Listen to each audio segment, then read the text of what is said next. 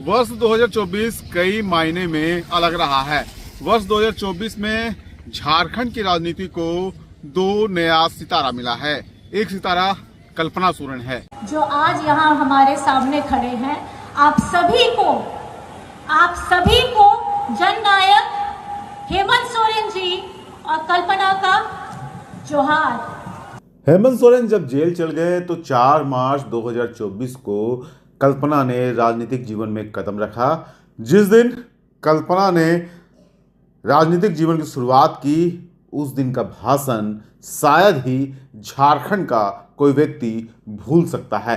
इस भाषण ने एनडीए को हिला कर रख दिया था। तो आपके समक्ष में खड़ी हूँ बहुत ही भारी मन से।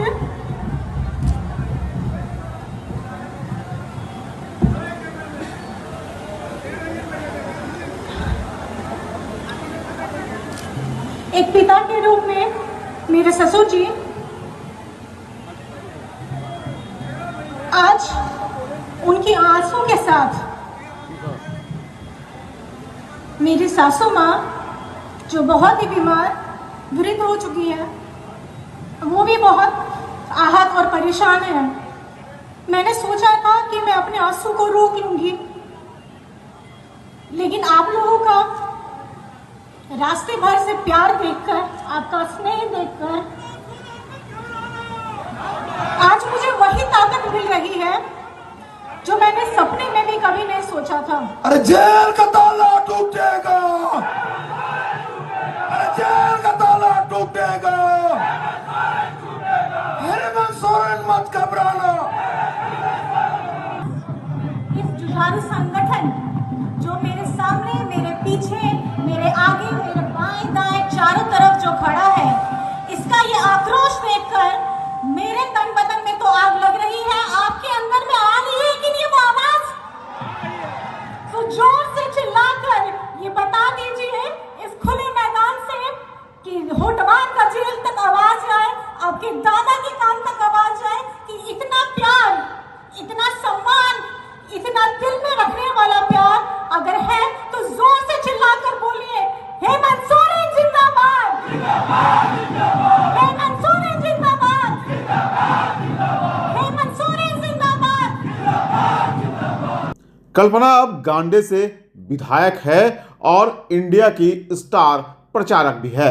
आज जिन लोगों का ये इतना बड़ा षड्यंत्र रचा गया है, जिसकी वजह से उनको जेल का रास्ता दिखाया गया है, इसी से ये पता चलता है कि कितनी नीची घटिया सोच है ऐसे लोगों की, जो दिल्ली में तो जरूर बैठते हैं लेकिन दिल्ली वालों के अंदर दिल धड़कता ही नहीं है। क्यों? क्योंकि यहाँ बेचारे आदिवासी, दलित, अल्पसंख्यक, जिनको ये लोग कीड़ा समझते हैं, उसके वजह से इन्हें लगता है कि हम इनके साथ कुछ भी कर सकते हैं। इनकी इसी व्यवहार की से ये पता चलता है कि इनके अंदर में कितनी घृणा भरी हुई है। जयराम महतो के तौर पे दूसरा स्टार नेता झारखंड को मिला है। झारखंड की राजनीति को वर्तमान में किसी ने प्रभावित किया है तो वह जयराम कुमार महतो है। 2 से 2.5 वर्ष पहले भाषा व स्थानीयता के मुद्दे को लेकर राजनीतिक जीवन में आने वाले जयराम वर्तमान में डुमरी से विधायक है। चंदा का प्रलोभन नहीं दिया है। कभी उन्होंने स्कॉर्पियो तो कभी फॉर्च्यूनर जैसी गाड़ियों का ऑफर रखा है, लेकिन हमने एक ही लाइन कहा है कि मैं उस मिट्टी से आता हूं जिस मिट्टी में शहीद निर्मल महतो ने बलिदान देकर झारखंड राज लिया था। आप ये सौदेबाजी उनसे कीजिएगा जो लोग बिकना जानते हैं। हम झारखंड की राजनीति में टिकने आए हैं और अगर हम टिक गए तो बेईमानों का बहुत बेहतरी से सफाया होगा। सारे लोग आपको कहेंगे कि ये लड़का नौजवान है, कभी कभी एग्रेसिव भाषण देता है, आक्रामक बातें करता है, मारने पीटने की बातें करता है। देखिए भैया, ये मेरा व्यवहार में है तो है। मेरा कोई कैरेक्टर छुपा के नहीं है, मैं जैसा हूं आपके सामने हूं। मुझे टी शर्ट पहन के मंच में आना पसंद है, मैं आता हूं। मुझे खाली पांव पसंद है, मैं खाली पांव आया हूं। मैं कोई दिखावटी नहीं हूं, मैं जो हूं सो हूं। लेकिन हाँ इतना कह देंगे, मैंने 2 साल झारखंड को देखा, बहुत करीब से देखा। लगभग नहीं करने तो 20 करोड़ मुआवजा हम लोग लड़के दिलाए। 20 करोड़ रुपया हम लोग मजदूरों को लड़के दिलाए, कहीं कहीं नहीं भी दिला पाए, ये भी सही है। लेकिन 20 करोड़ और लगभग 1500 नियोजन हम लोग लड़के दिलाए। उस लड़ने के क्रम में झारखंड को मैंने बड़े करीब से देखा कि झारखंड में नियम से बात करने से ये राज नहीं चलेगा। इस देश में गांधी का भी आदर है, इस देश में भगत सिंह का भी आदर है, और मुझे लगता है झारखंड में भगत सिंह का चरित्र होना चाहिए। जय जय झारखंड। इस बार लोकसभा के चुनाव में अन्नपूर्णा देवी ने लगातार दूसरी बार जीत दर्ज की। जीत दर्ज करने के बाद अन्नपूर्णा को यूनियन मिनिस्टर बनाया गया। अपार समर्थन दिया, आशीर्वाद दिया, और आपके इस समर्थन से, आपके इस आशीर्वाद से भारत सरकार के अंदर जब धारा 370 हटाने की बात चल रही थी, जब धारा 370 हटा तो एक वोट आप कोडरमा लोकसभा के लोगों का भी था, आप साथियों का भी था। आपने जो वोट डाला, पूरा प्रयास रहा कि जो आशीर्वाद आपने दिया है, जो सम्मान आपने दिया है, उस सम्मान को सहेज कर मैं रखूं। वहीं जिस विधानसभा क्षेत्र को भाजपा का गढ़ समझा जाता है, उसी विधानसभा क्षेत्र से झारखंड मुक्ति मोर्चा के नेता सुदीप कुमार सोनू दूसरी बार जीते और उन्हें कैबिनेट में जगह मिली। कि बगैर किसी राजनीतिक पृष्ठभूमि के, बगैर किसी पॉलिटिकल गॉडफादर के, एक राजनीतिक कार्यकर्ता ने एक कार्यकर्ता से मंत्री तक का सफर तय किया। 2024 के विधानसभा चुनाव में किसी बात की चर्चा रही तो वह धनवार विधानसभा सीट रहा।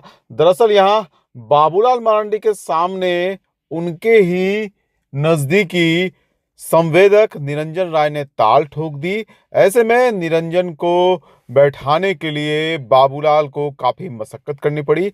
अमित शाह तक को उन्हें मनाना पड़ा। हालांकि धनवार विधानसभा सीट पर बाबूलाल दूसरी बार विजयी रहे। शिक्षा के क्षेत्र में भी इस वर्ष काफी अहम काम हुआ। सर जेसी बोस विश्वविद्यालय तथा इंजीनियरिंग कॉलेज के बाउंड्री वाल की आधारशिला रखी गई। तो वर्ष के अंत में कोडरमा लोकसभा क्षेत्र के धनवार में केंद्रीय विद्यालय की मंजूरी मिल गई। इस वर्ष आपराधिक घटना घटी तो पुलिस को लगातार सफलता भी मिलती रही। वर्ष के अंत में दामोदर यादव के हत्या व पत्रकार पर हुए हमले की घटना ने पूरे जिले को झकझोर कर रख दिया। इन लोगों के खिलाफ प्राथमिकी दर्ज की गई, उसमें सभी आरोपियों की अविलंब गिरफ्तारी हो। 4 लोगों की गिरफ्तारी पुलिस ने की है, लेकिन अब भी 8-10 लोग जो अज्ञात लोग हैं, अनुसंधान तेजी से हो और उनकी गिरफ्तारी सुनिश्चित हो। बहुत ही निंदनीय घटना है। इसमें इन लोग को कड़ी से कड़ी सजा कराने के लिए मेरे तरफ से भी जो सहयोग होगा, हम अपने तरफ से भी सहयोग करेंगे। और इन लोग का मनोबल जो इतना बढ़ा हुआ है, ये बिल्कुल गलत है कि जिनके सह पर भी है उन पर भी कार्रवाई होना चाहिए। कुल मिलाकर कहा जाए तो गिरिडीह के लिए यह वर्ष मिला जुला रहा है। अमरनाथ सिन्हा, ETV भारत, गिरिडीह।